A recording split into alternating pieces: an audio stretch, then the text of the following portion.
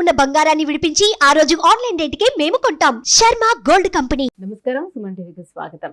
ఈ జూలై మాసంలో ద్వాదశ రాశుల వారికి ఏ రకంగా ఉండబోతుంది, గ్రహ స్థితిగతులు ఎలా ఉన్నాయి, ఎటువంటి ఫలితాలను ఇస్తున్నాయి, వాటికి ఎటువంటి పరిహారాలను పాటించుకోవాలి, ఈ అంశాన్ని తెలియజేసేందుకు మనతో పాటు ఉన్నారు ప్రముఖ జ్యోతిష్య శాస్త్ర పండితులు, జ్యోతిష్య రత్న, జ్యోతిష్య చక్ర వైభవ నిపుణ డాక్టర్ రాళ్లపల్లి రవికుమార్ గారు. గురుగారు నమస్కారం. నమస్కారం. గురుగారు, సింహరాశి వారికి ఈ జూలై మాసంలో ఎలా ఉండబోతుంది, ఏ గ్రహాలు వీళ్ళకి అనుకూలిస్తున్నాయి? తప్పకుండా.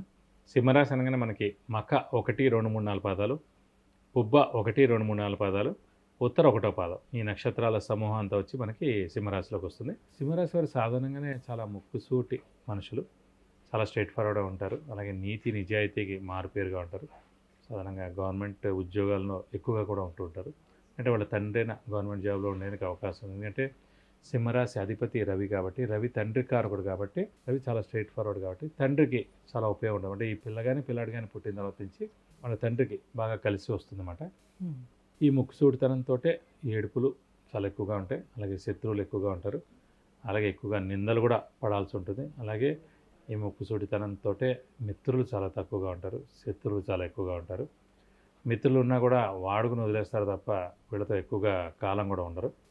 అంటే ఈ సింహరాశి వారికి ప్రస్తుతం 10వ స్థానంలో గురువు ఉండడం చేత దైవబలం, దైవానుగ్రహం పరిపూర్ణంగా ఉంది. గురుబలం కూడా పరిపూర్ణంగా ఉందని చెప్పుకోవాలి. అలాగే శని మటుకు 7వ స్థానంలో ఉన్నాడు కాబట్టి అది కొంచెం ఇబ్బందికరం అండి. అంటే ఇదివరకు కూడా మనం చెప్పుకున్నాం, ఎప్పుడైతే లగ్నం నుంచి మనకి 7వ స్థానంలో శని ఉంటాడో ఖచ్చితంగా డైవర్స్ అవ్వడం కానీ, ద్వితీయ వివాహం కానీ తప్పదండి. స్వస్థానం అయినా సరే, అది ఉచ్చస్థానం అయినా సరే. ఎందుకంటే శని ఎక్కడున్నా సరే బ్రేక్ చేస్తారన్నమాట, విడదీసే మనస్తత్వం ఉంటుంది. అలాగే ఈ 7వ స్థానంలో మనకి ప్రస్తుతం రాశి నుంచి 7వ స్థానంలో శని ఉండడం చేత భార్యాభర్తల మధ్యన అన్యోన్యత లోపించడం, బిజినెస్ పార్ట్నర్ కూడా ఉంటారు కానీ ఆ పార్ట్నర్ మధ్యన ప్రాబ్లమ్స్ రావడం. అలాగే మనకి ఇదివరకు కూడా చెప్పుకున్నాం, మెయిన్ బాస్, ఇమీడియట్ బాస్ అని చెప్పుకున్నాం. సో ఇమీడియట్ బాస్తో మటుకు చాలా ఇబ్బందులు ఉంటాయి. ఎవరికైతే 7వ స్థానంలో శని ఉంటాడో లగ్నం నుంచి భార్యాభర్తలలో ప్రాబ్లం రావడం, డైవర్స్ ఉండడం, సెకండ్ మ్యారేజ్ అవ్వడం, అలాగే బిజినెస్ పార్ట్నర్తో దెబ్బలాట ఉండడం, అలాగే ఇమీడియట్ బాస్తో ప్రాబ్లం ఉండడం అనేది ఫిక్స్డ్. అలా గోచారీత్యా ఇప్పుడు ప్రస్తుతం ఇక్కడ ఉంది కాబట్టి ఈ ఇబ్బందులన్నీ తప్పకుండా ఎదుర్కోవాల్సి వస్తుంది. కాబట్టి సౌమ్యంగా ఉండడం ఉత్తమం అండి. అంటే 7వ స్థానంలో శని ఉన్నప్పటికీ కూడా 10వ స్థానంలో గురువు ఉన్నాడు కాబట్టి కొంతవరకు వాళ్ళకి హెల్పింగ్ అనేది ఉండదంటారు. అంటే 50% ఉంటుంది. కానీ ఏదైనా సరే మీ అనవసరంగా మనం ఈ 7వ స్థానంలో శని ఉండడం చేతే, ముక్కుసూటిగా ఉండడం చేతనే అసలే రవికి శనికి పడదు కాబట్టి మన నుంచి ఏదో ఒక మాట అనిపిస్తూ ఉంటాడు. ఈ అనడం ద్వారా అనవసరంగా పెద్ద గొడవ అయిపోతుంది. కాబట్టి మౌనంగా ఉండడం మంచిది, చాలా తక్కువగా ఉండడం మంచిది, చూసి చూడనట్టు వెళ్ళిపోవడం మంచిది. అక్కడ మటు కొంచెం ముక్కుసూడితనం, ఆఫీస్లో ఇంట్లో ముక్కుసూడితనం తగ్గించుకోవడం ఉత్తమం. అలాగే చుట్టాల్లో కూడా ఎవరు ఇష్టపడరు. మగ అతను సింహరాశి ఉన్నాడు, వాళ్ళ భార్యను ఎక్కువగా ఇష్టపడి వాళ్ళతో ఎక్కువగా మాట్లాడతారు. కానీ సింహరాశి మగవాడితో ఎవరు మాట్లాడరు.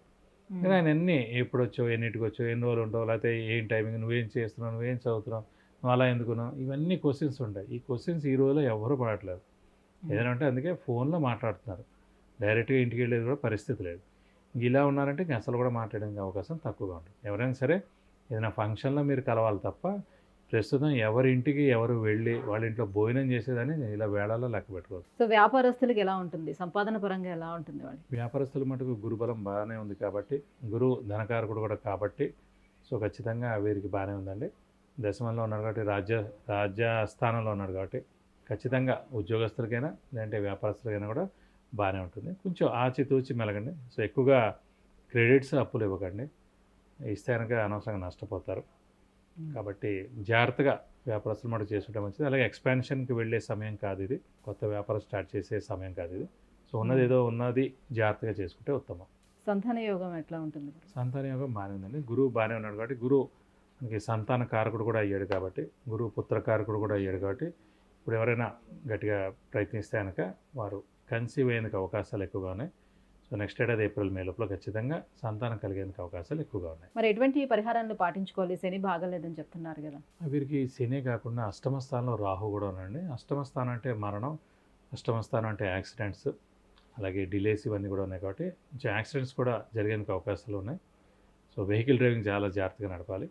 శని ఇక్కడ ఉన్నందుకు ప్రతి శనివారం మనం అనుకుంటే ఉపవాసం ఉంటే సరిపోతుంది ప్రస్తుతానికి. అలాగే ఆంజనేయ స్వామిని, వెంకటేశ్వర స్వామిని, కొంచెం శివుని ఎక్కువగా ఆరాధిస్తే మంచిది. అలాగే 8వ స్థానంలో మటుకు రాహు ఉన్నాడు కాబట్టి ఖచ్చితంగా అమ్మవారిని ఎక్కువగా ఆరాధించాలి. అమ్మవారిని ఆరాధిస్తే కనుక ఇలాంటి ప్రాబ్లమ్స్ అనేవి యాక్సిడెంట్స్ కానివ్వండి, హెల్త్ ప్రాబ్లమ్స్ కానీ ఇవన్నీ నుంచి కూడా బయటపడేస్తారు. కాబట్టి ఈ పరిహారాలు పాటిస్తే సరిపోతుంది. గురుగారు, సింహరాశి వారికి ఈ జూలై మాసంలో ఎలా ఉండబోతుంది అనే విషయాన్ని తెలియజేసినందుకు ధన్యవాదాలు. నమస్కారం.